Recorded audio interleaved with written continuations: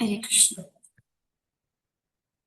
ओम अज्ञानतिमिरान्धस्य ज्ञानाञ्जनशलाकया चक्षुरुन्मिलितं येन तस्मै श्रीगुरुवे नमः। नमो विष्णु कृष्णपृष्ठाय भूतले श्रीमते भक्तिवेदान्त स्वामिनिति नामिने। नमस्ते सरस्वती देवे गौरवाणी प्रचारिणे निर्विशेषशून्यवादी पाश्चात्यदेशतारिणे। जय श्री कृष्ण चैतन्य प्रभु नित्यानंद श्री अद्वैत गदाधर श्रीवासादि गौर भक्त वृंदा। हरे कृष्णा कृष्णा कृष्णा हरे हरे हरे राम राम राम हरे हरे। वाञ्छाकल्पतरुभ्यश्च कृपा सिन्धुभ्येव च पतितानां पावनेभ्यो वैष्णवेभ्यो नमो नमः। ॐ नमो भगवते वासुदेवाय। ॐ नमो भगवते वासुदेवाय। ॐ नमो भगवते वासुदेवाय। Hare Krishna everyone. I would like to welcome all of you. So today we will be discussing text 1 from the Nectar of Instruction, Upadeshamrita. So let's read the Sanskrit shloka. वाचो वेगं मनसा क्रोधवेगं जिह्वा वेगं उदरपस्तवेगं एतान् वेगान् यो विषहेत धीरा सर्वं अपि मां पृथ्वीं सशिष्यात्. Word meanings: Vachah, of speech, Vegam, urge, Manasaha, of the mind, Krodha, of anger, Vegam, urge, Jivva, of the tongue, Vegam, urge, Udarapastha, of the belly and genitals, Vegam, urge, Etan, these, Vegan, urges, Yaha, whoever, Vishaheta, can tolerate, Dhira, sober, Sarvam, all, Api, certainly, Imam, this, Prithvim, world, Saha, that personality, Shishya, can make disciples. Translation: a sober person who can tolerate the urge to speak, the mind's demands, the actions of anger, and the urges of the tongue, belly, and genitals is qualified to make disciples all over the world. So I'll repeat the translation. A sober person who can tolerate the urge to speak, mind's demands, actions of anger, and the urges of the body, tongue, belly, and genitals is qualified to make disciples all over the world. This is Nectar of Instruction, text number 1. So we have a very elaborate purport of this text. So definitely this is a very important shloka, and it's the start of our devotional life if we understand this shloka nicely. So we will start the essence of the purport. Srila Prabhupada ki jai.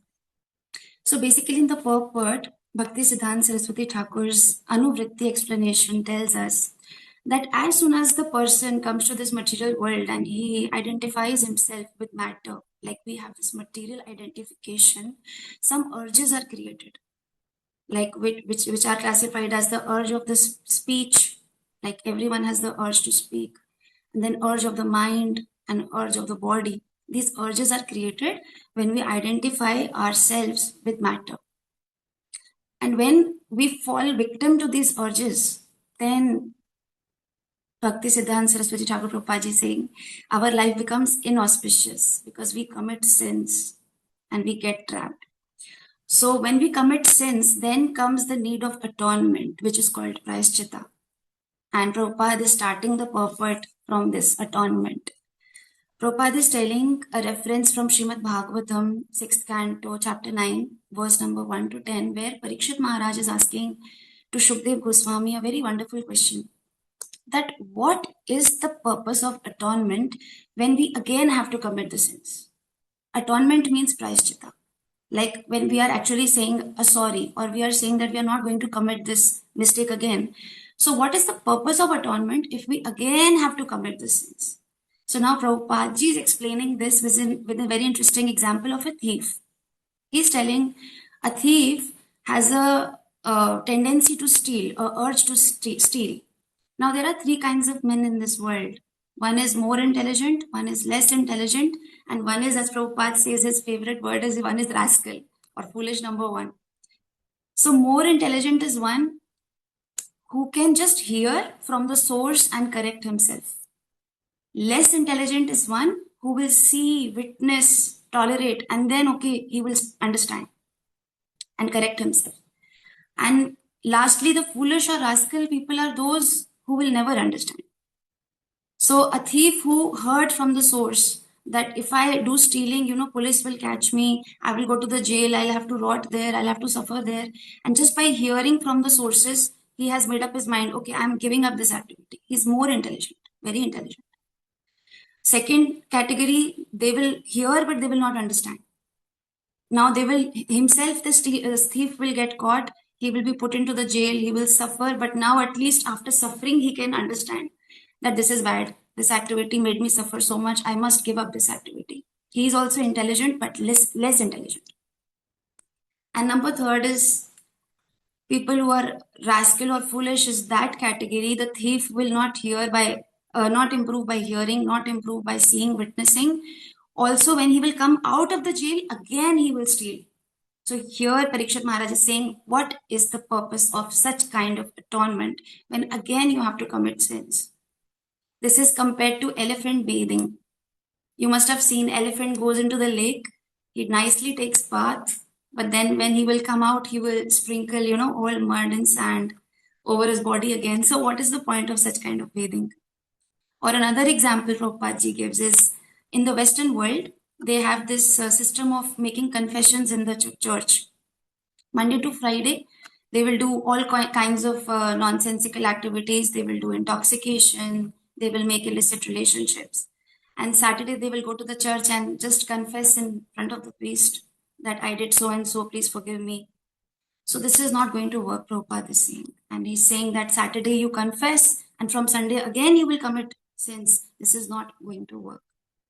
So Shukdev Goswami is giving a befitting reply to this wonderful question. He's saying, a pious activity that is done to counteract a sinful activity is not correct. We need to understand this thing. We think that yesterday I did some mistake, I made some offense. Today I will go to the temple and do 1 hour japa that will counteract my offense. So that is not going to happen. The 10th in the Nam Aprad, we have Namno Balad Yasyahi Papa Buddhi. Committing offenses on the strength of holy name is not correct. It is an aprad.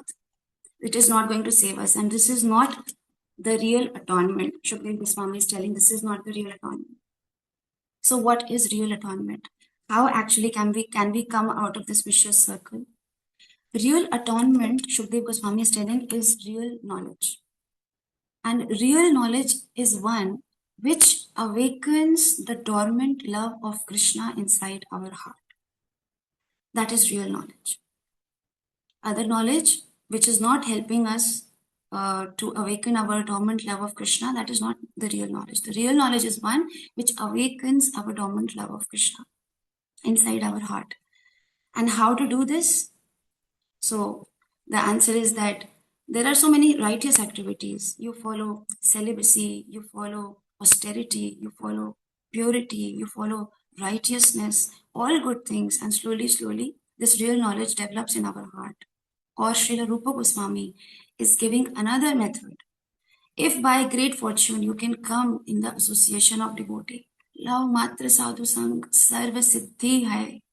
Just by the association, a small association of devotees, pure devotee, our whole life can change. Automatically, we will follow the 4 regulative principles by coming in the association of devotees. It is not going to be difficult, you know. And automatically we can refrain from intoxication, we can refrain from meat eating, we can refrain from illicit relationships, gambling, all bad activities. Automatically we can refrain, and at the same time we can also engage our life in devotional service and make our life perfect. So this is the real atonement, real knowledge, and real rectification, what we can do. So now let's come back to the shloka, which is describing about different kinds of urges. So we have this material body, and in this material body we have senses. And these senses, they create urges. So what is an urge? Let's clarify first. Urge is not a permanent thing. Like today I want to eat something, and I have an urge to eat something, but that urge is not going to stay forever. It's a momentous dynamic demand of the sense. And if we can control that particular moment, we can control the urge, our life is successful. And if we cannot control that urge, we give in to that urge, we fall a victim to that urge, then we fall into a big trap. So this is the meaning of the urge. So there are different kinds of urges. So the first urge that's mentioned here is vacho vegam. Vacho vegam is the urge to speak. So all of us have an urge to speak. We like to speak. Like Prabhupada is giving the example in the purport of a frog. A frog in the forest likes to croak. Trr, trr, trr. It will croak. It likes to croak. But actually, what is it doing? It is inviting the snake, come, come, eat me. It's inviting, it's telling the snake, here I am, come here and eat me. So similarly, this is compared to Mayavadi philosophers. Mayavadi philosophers, they don't know what to speak. They will just keep on speaking anything not related to Krishna. Anything they will make philosophy and speak. That knowledge will not attract us to Krishna. So again, they are calling death. Such kind of vacho vegam is attracting death, it's attracting Kal. So how can this vacho vegam, our urge to speak, can be perfected? Prabhupada is telling that only if we utter Krishna Katha from our mouth, you have an urge to speak, speak about Krishna, glorify Krishna. Like today, for the first time ever, I got the chance to speak about Krishna. So today I am actually getting to practically do this, control my urge to speak by speaking for Krishna. So speak about Krishna, glorify Krishna. This is perfection of the sense of speaking. And like in this very nice thing that we need to remember is that is quoted here in the purport, that sometimes people speak very nicely, very, they decorate their talks very nicely, but it is not connected to Krishna. Such a talk is considered as the pilgrimage of a crow. And devotees, Paramhansas, they don't like to stay there. They leave from that place. On the other hand, a talk which is related to Krishna, a speech which is related to Krishna, which enhances our love for Krishna, even if it is imperfect, it is glorious. The example here is of a very sweet example of a Brahman from South India who used to read Bhagavad Gita upside down. And he just used to cry because he did not know how to read properly, but he used to cry and read very imperfect way. So all the Brahmanas who were learned scholars, they used to make fun of him. See what he's reading. He doesn't know how to pronounce this, that. But Mahaprabhu, Chaitanya Mahaprabhu, when he saw his mood, he actually embraced him. Does not matter how perfect we are, but it matters if we are speaking about Krishna, it is glorious. So next Vega is Manasaha Vega. Manasaha Vega is the urge of the mind, the demand of the mind. So we see that everyone is planning, so much in their mind, and we have big, big plans, but we don't know how to engage our mind in Krishna consciousness. So all our plans are useless. So you cannot create a vacuum in the mind. The yogis, what they do is they try to stop the thinking. They try to stop the planning. And they try to create a vacuum. Very important part Prabhupada is explaining, you cannot create a vacuum. What best you can do with your mind is engage your mind in the service of Krishna again. And think about Krishna, plan how you will serve Krishna. So in Madhya Leela of Chaitanya Charitamrita 22.31, it is said, Krishna Surya Sam Maya hai Andhakar, Jaha Krishna Taha nahi Mayar Adhikar. So if we will put Krishna in our mind, automatically the darkness will fade away. When Surya will come, then there is no place of darkness. If Krishna is there, then everything is bright, illuminated. We need not worry about that. So just engage our mind in Krishna's. There is this beautiful bhajan also. Bhajahure mana, mind. Bhajahure mana Shri Nandanandan. Abhay Charnar Vrindare. So when our mind is engaged in the service of Krishna, we become fearless. Although the mind is fickle, very restless, very difficult to control. But when Krishna comes and rests in our mind becomes ultimately very, very peaceful. And the third Vega here is Krodha Vega, anger. So all of us have seen this. People are getting so angry in Kali Yuga, on small, small things, big, big fights. Like temper is like very high. We see on the roads in the city, if little bit car touches another car, so much people become, red in anger. And I heard one news lately, because of parking dispute in Delhi, a person killed another person. So much anger is there, People have very big anger issues. So Prabhupada is again telling, we cannot stop the anger. We will think we will stop the anger, it will not happen. Anger will be there. We just have to direct it in the right direction. Very beautiful examples are given here. Chaitanya Mahaprabhu, he showed his anger to whom? Jagai Madai.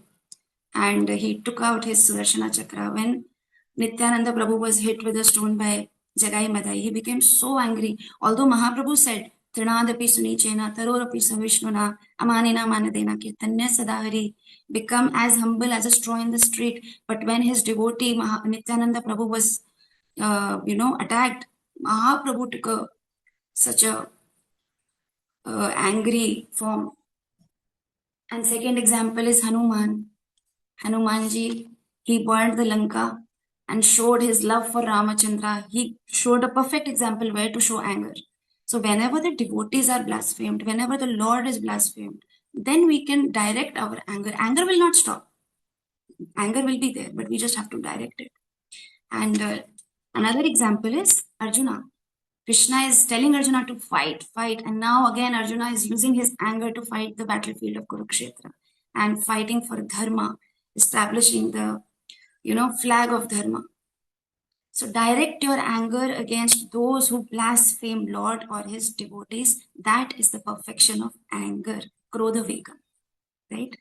And then we have urges of the body, which has number one, Jivva Vegam. Jivva Vegam is the urge of the tongue. The tongue is actually very, very important because it is connected to belly and genitals. So all the three, they come in one line. So they are geographically very much connected. So if we control the tongue, many things are controlled in our life. Really, if we control the tongue.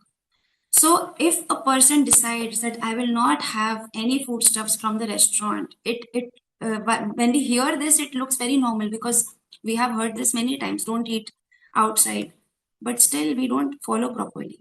But if a person actually sincerely follows this thing, it can drastically change their lives. You must have seen devotees who are very strict in following this rule. They don't eat anywhere outside. You can see a different kind of glow on their face. You can see a different kind of sadhana level that they have on their face. It's very much connected, what we eat.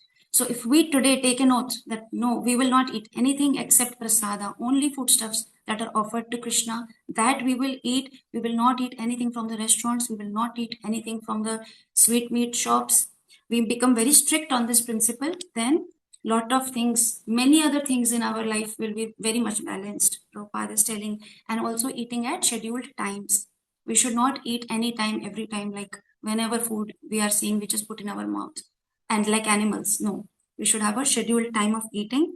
And if we follow this, then our life will be successful. So Bhakti Vinod Thakur is telling on page number 10 in the purport, Sharira Vidya Jal, we read this, recite this Mahaprasade Govinde prayer before taking prasad. So you can see the tongue principle over here. Sharira Vidya Jal, Jadendriya Tahe Kal, Jive Fele Vishay Sagre Tar Mate, जीवाति लोभोमय सुधरमती ताके चिता कठिन संसारे कृष्ण बड़ा दयामय करीबारे जीवा जाए स्व प्रसाद अन्न दिले भाई से अन्नामृत पाओ श्री श्री राधा कृष्ण गुण गाओ प्रेमे डाको चैतन्य में जय निमाय जय So, oh Lord, this material body is a lump of ignorance, and the senses are a network of paths leading to death. Somehow or other, we have fallen into the ocean of material sense enjoyment, and of all the senses, the tongue is the most ferocious and uncontrollable. You should underline this. Tongue is most difficult to conquer in the world, but you, dear Krishna, are very kind to us. You have sent this nice prasada to help us conquer the tongue. Therefore, let us take this prasada to our full satisfaction and glorify our Lordship Shri Shri Radha Krishna, and in love call for the help of Lord Chaitanya and Prabhu Nityananda. So when Prabhupada went to America to preach, we have heard this ISKCON bullets. He made nice gulab jamun. He himself prepared feast for everyone, and he offered them prasad, to whom? To hippies. And by feeding prasad, making them chant the holy name of the Lord from the tongue, Prabhupada made them glorious. Now they are all Mahatmas, Goswamis. Hippies became happies. The Prabhupada has shown this with his own wonderful example. So tongue is very, very important, and we have to be very strict and careful when we use our Jivva Vegam. We should take only Krishna Prasada. So Prabhupada has also mentioned in the purport very detailed details about this thing. Sometimes people have interest to have what? Things made up of semen and blood, like non-veg food, like meat, fish, crabs, and all these things. So of course, these are to be avoided. Second, very important, vegetables, creepers, milk, and all good things that we know we can take. But if you are taking these good things for the pleasure of your tongue, even that is bad. Again, you are becoming a slave of your tongue. And third, Prabhupada is telling chili and tamarind, not good. We should avoid. And pan, betel nuts, tobacco, coffee, tea, liquor, so many illicit demands of the tongue we should avoid. So eat only prasada at regulated times and don't eat outside. And you must strictly follow this. Okay. Another last point regarding this is sometimes we offer nice foodstuffs to the deities. That today I will have nice this so and so dish I will offer to my deity. This is also wrong. Prabhupada is telling we should offer to deity nice foodstuffs for the pleasure of the deity, not for our own pleasure. This is also sense gratification. We should save ourselves from this also. Bhalo na khaibe, bhalo na paribe. Chaitanya Mahaprabhu said. So do not dress luxuriously and do not eat very delicious foodstuffs. We must live a little bit austere life, and whatever we offer, nice things, that should be for the pleasure of Krishna. And we can then take it in the prasad mode, not in the sense gratification mode. Okay. And if you control your tongue, because I gave a long description on this, if you control your tongue, your belly is automatically controlled. These two things are sorted. And if you actually take prasad, then your genitals are also controlled because you remain in good consciousness. However, Prabhupada is telling this thing that as far as the Upastha Vega is concerned, there are two classes. One is illicit, one is legal, allowed. Illicit is one, relationships that we keep out of marriage. It is not allowed. It will push us to the hellish planets. What is allowed in that also, there are two categories. When you can have when you can have relationship to beget Krishna conscious children, then we must use our genitals. Or else, Prabhupada is telling we should completely avoid it. It is not required. Now, who is Krishna? Krishna is Rishikesha. So, the nutshell of the whole thing is Krishna is Rishikesha, master of the senses. If we engage, direct all our senses in the service of Krishna somehow, then our life will be successful. Just like when we pour water in the root of a plant, the whole plant is nourished. We don't have to individually take care of the fruits and flowers and leaves. Similarly, if we can engage all our Vegas, all our urges in the service of Krishna, our urges can be controlled. But if by our own intelligence, by yoga, by tapa, by our own merit, we try to do this, then we can fail. A very beautiful example here is Shaubri Rishi and Amrish Maharaj. Shaubri Rishi, he went inside the lake, renouncing the whole world, renouncing the senses. He went inside the water and started doing tapasya there. But there also, he saw some fishes mating. And with that vision, he again had a fall down. So, on our own accord, this is very tedious, difficult process. But Rupa Goswami is telling, engage your senses in the service of the Lord, like Amrish Maharaj. What Amrish Maharaj did, he engaged all his senses in the service of the Lord. From eyes, he used to take darshan of the Lord. From ears, he used to hear Krishna Katha. From mouth, he ate Krishna Prasada, spoke about Krishna. Hands, he used to clean the temple of the Lord and decorate the deity.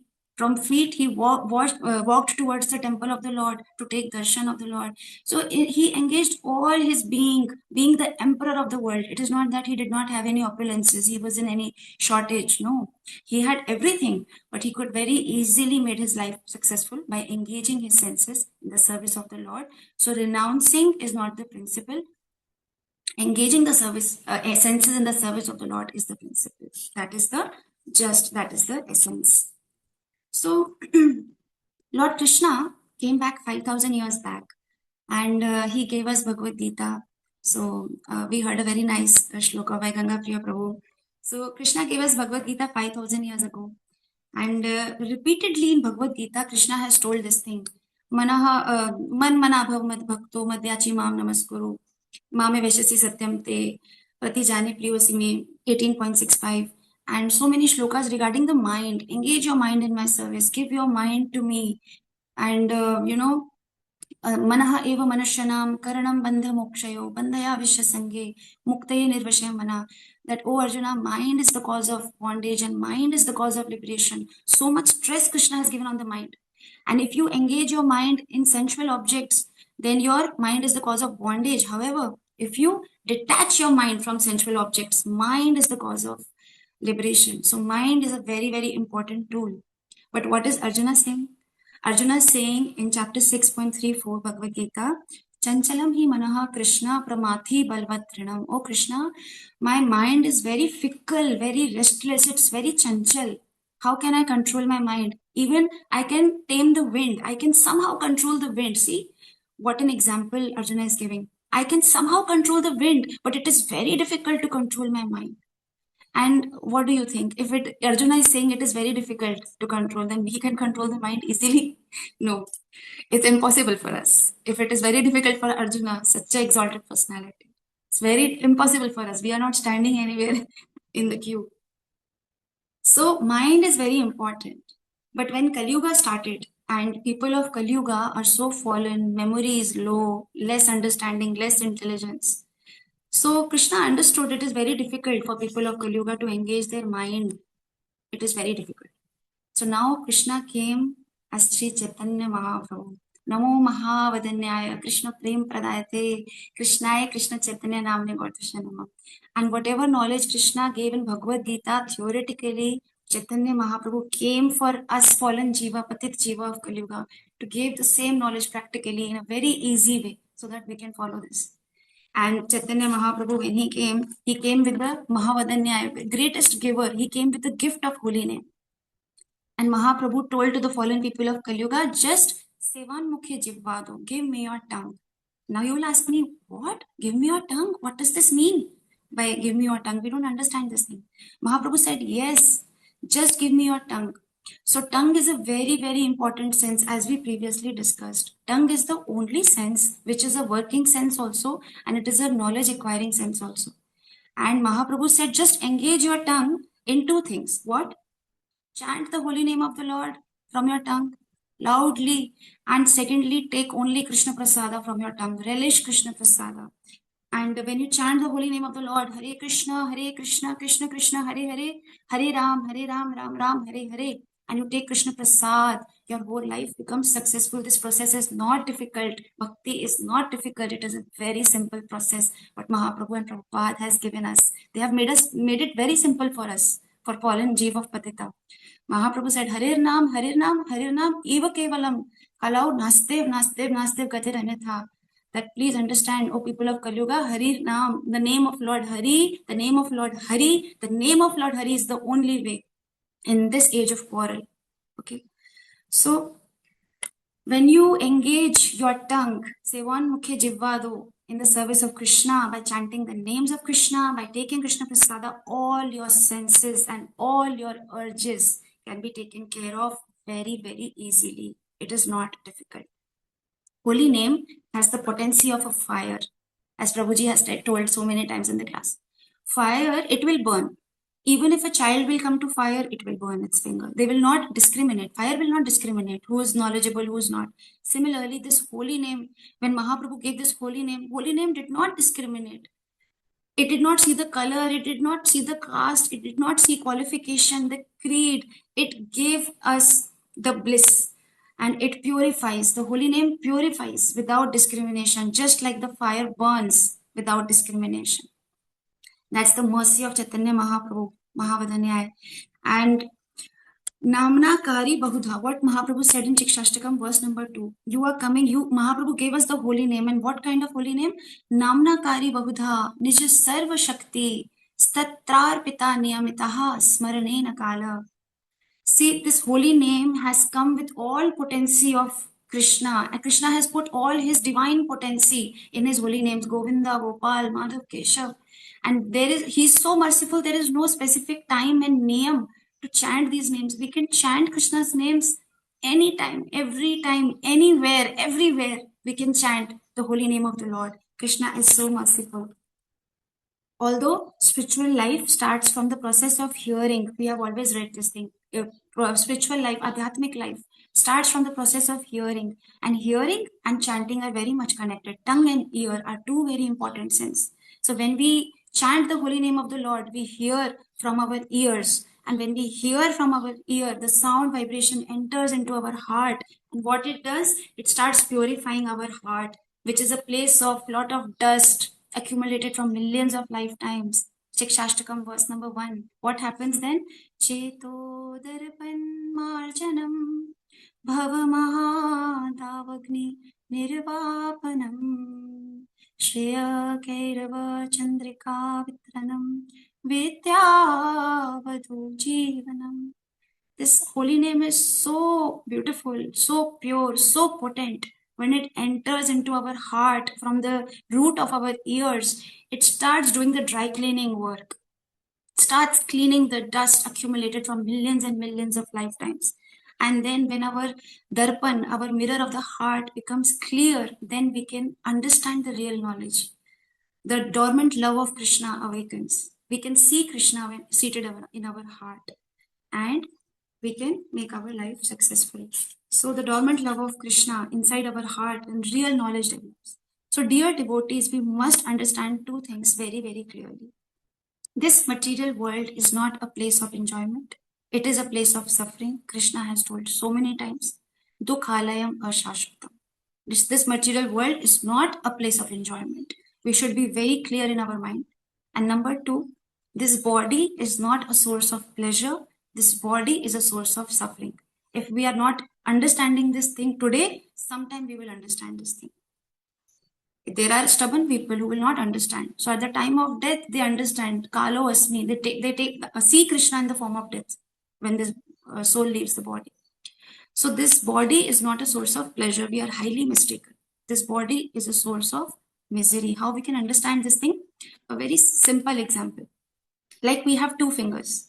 One finger of the hand, we should put nice scented water, put chandan, put nice whatever nail paint, whatever you want to decorate your finger, fan it, massage it, do whatever you want. Give pleasure to one finger of your hand. And on the other finger, just prick one needle and just see what will happen, which is giving more reaction. So you will forget about the pleasure. You will be like, oh, take out this needle, it's paining. So this body is a source of misery. It's not a source of enjoyment. So we are in this material world, and this is not a good position that we are in this material world. But Prabhupada is telling human body is the best bargain. What do we mean by that?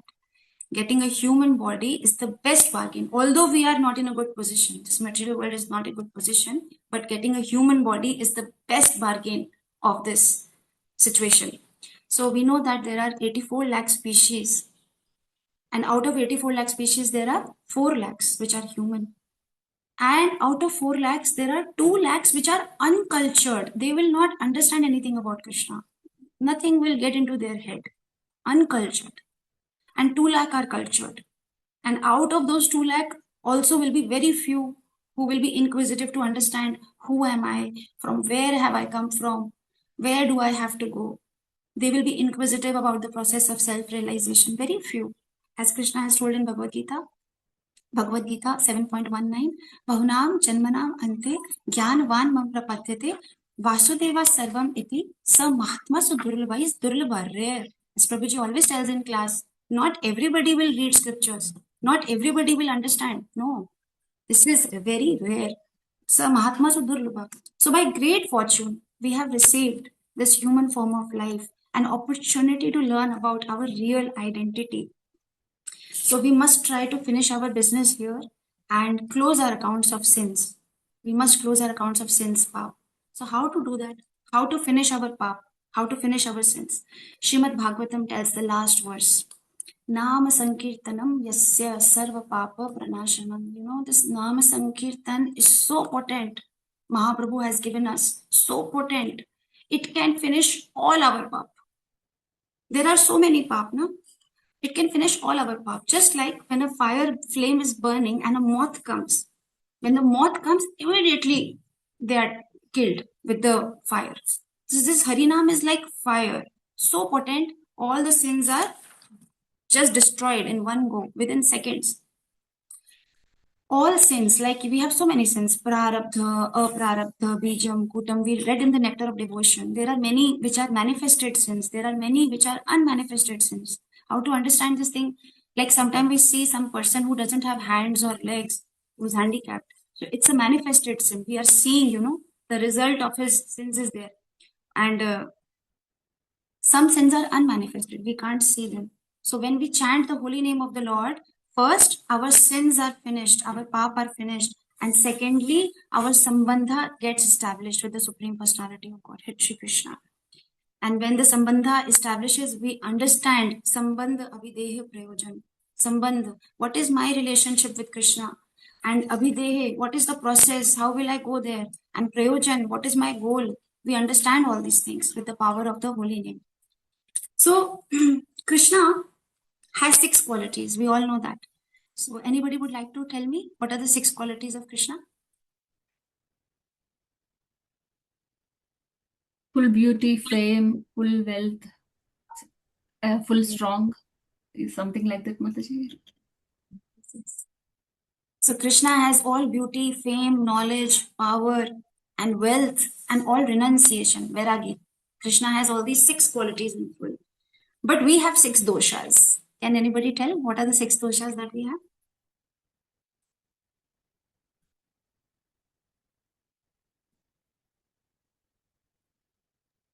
Mother, is it lust, anger, greed, proud, envy, jealousy? Yes, Guruji, thank you so much.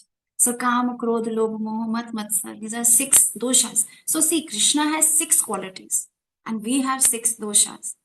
So when we understand our relationship with Krishna, he is king and we are actually his son, eternal, fragmental parts of Krishna. He has 6 qualities and we have 6 doshas. So, but this happens when the king and his son, their relationship is lost. If the son understands that such a great man is my father, he will automatically have a relationship with him. And when he will have a relationship with him, he will not suffer. Will he suffer? No. But if that son of a great king is lost somewhere out in the city, he's sitting on the road like a beggar, he's suffering. Similarly, that's our position. So when we chant the holy name of the Lord, what happens? Our sambandha, our eternal lost relationship with Krishna becomes established. When we understand how we are related, so intimately connected to Krishna, all of us are so intimately connected to Krishna. He is our Parampita, He is our real Father. I am His eternal fragmental part. Then our suffering immediately stops and our sambandha becomes established. Just like the iron rod and fire. When iron rod is put in the fire, although iron rod is a separate entity, fire is a separate entity. But when it is put in the fire, iron rod develops the quality of fire. It becomes red, it becomes hot. Now anybody would touch iron rod, even that person will burn his hand, just like we put our hand in fire. So when we become, our sambandha becomes established to Krishna, then Krishna is Sachidanand Vigraha. We also become Sachidanand. We don't feel any misery. We see devotees are so happy. They also become Sachidanand because they're always connected to Krishna. They feel Krishna with them all the time. And then we understand Mame Vashase Jiva Loke Jiva Bhuta Sanatana. We understand our real position. That is the servant of Krishna. And we become blissful and we understand where we have to go, our real home, and we want to go back to Godhead now. So a sober person, coming back to the translation of the shloka, a sober person must control these urges of the mind and body. And in the last paragraph, Prahlad Maharaj is telling, if a person, last paragraph of the purport, if a person does not control his urges, that is also an option because Krishna gives us independence. It is not that everybody will control. Very few will control. If a person does not control the urge, then what will happen? They are pushed down to the darkest region of the hellish planets, and there is no way out from there. Prahlad Maharaj is telling, even after so many, even after telling the person so much, it may still happen that the person still given to the urge. They will not follow this. So, but if a sober person must control the urges of the mind and body and not become Atmaha. Atmaha is the killer of the soul. Right? We read this in Ishopanishad, Nectar of Devotion. Instead, we should become a Goswami. We should not become a killer of the soul. We should become a Goswami. We should engage our senses to Rishikesha, the master of the senses, and then our senses will be satisfied. And we should not become a Godasa, a slave of the senses. Become a slave of the senses, then we have to go down to the lowest planets of the hell, and there is no way out.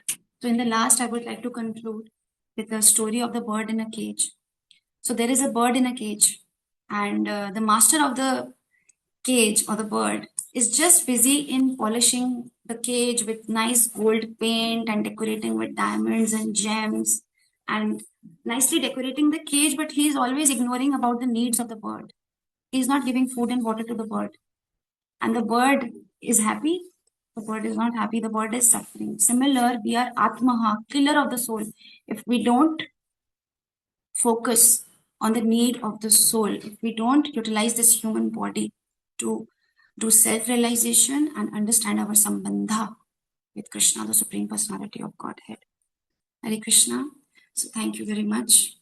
And I would like to ask for any corrections, any comments or questions. Thank you so much, Mataji. It's very nice. Especially that how to control the food you told me. When usually I sometimes feel like little hungry, I put food. But you said like should not do like that. There is a particular time. I will try to follow that one, Mataji. Thank you. Urge will come just for a moment. If we can practice that, then we can really be very nicely situated. Yes.